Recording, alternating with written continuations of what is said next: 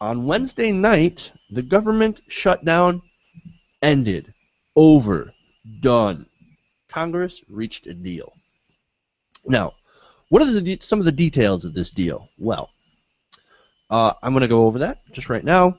The deal reopens the government until January 15th and raises the debt limit until February 7th. So we've got a few month reprieve from doing this bullshit all over again. Fantastic, right?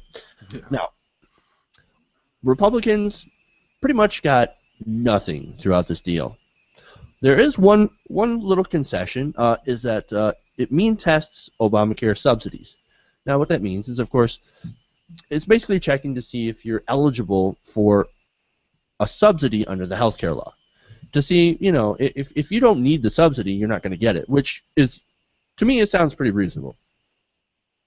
I think it's reasonable.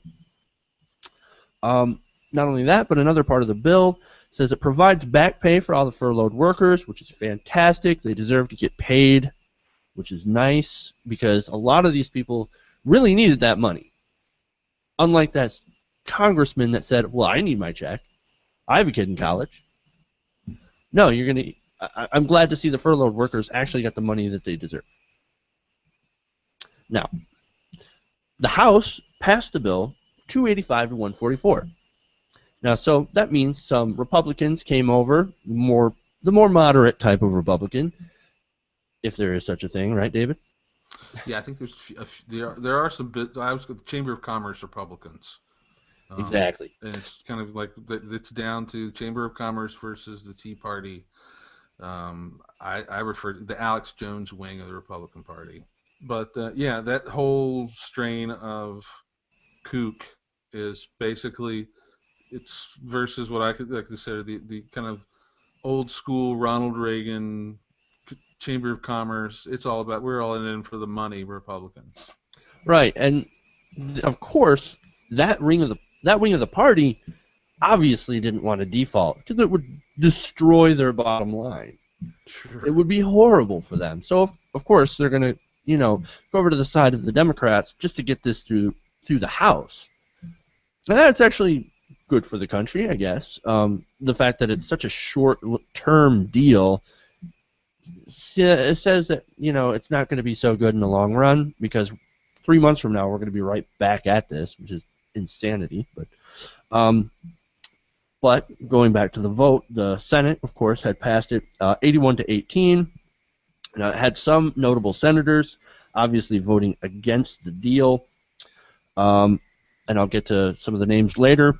But first, it creates a committee in order to do budget talks with a deadline of December 13th. So committees, you know what I mean. They're going to talk it out in their committees and probably not come up with an answer with a agreement on budget talks because, I mean, we haven't seen any agreements lately.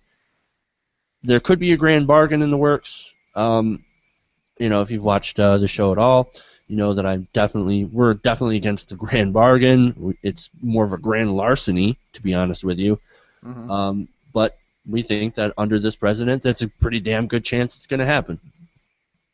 But some smaller details in the bill. It gives up to $450 million in emergency transportation aid for Colorado. That's good because they just recently got flooded. There's extra money to deploy. What's that? I was saying they had quite a few roads, like major highways, wiped out. So. Oh yeah. So that's a good thing that's in this bill. It also gives extra money to deploy 2 new U.S. weather satellite programs.